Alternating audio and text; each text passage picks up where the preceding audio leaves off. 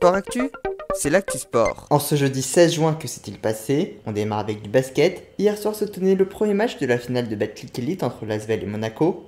À Villeurbanne, les Monégas se sont imposés 82-74 et mènent donc la série 1-0. Prochain match demain soir, toujours à Lyon. En cyclisme, 3 informations, à commencer par la première étape de la route d'Occitanie. Victoire d'Arnaud Desmar de la Groupama FDJ.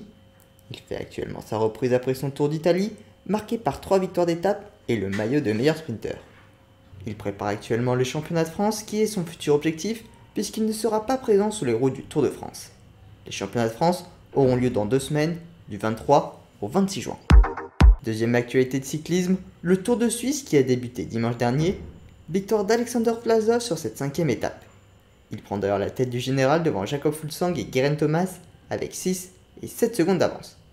La team Jumbo-Visma s'est pour sa part retirée en raison d'un cas de Covid positif.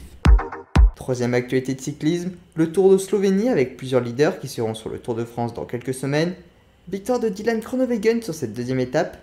Rafael Majka conserve la tête du général et Tadej Pogačar est 3e à 8 secondes.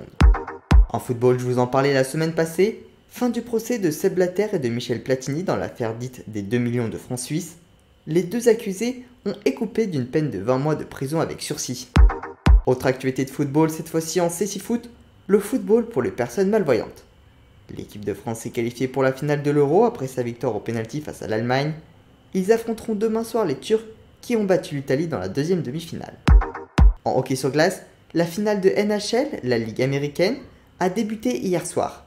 Le Colorado Avalanche a remporté le match 1 4-3 après prolongation face au tenant du titre Tampa Bay Lightning. Match 2 dans la nuit de samedi à dimanche.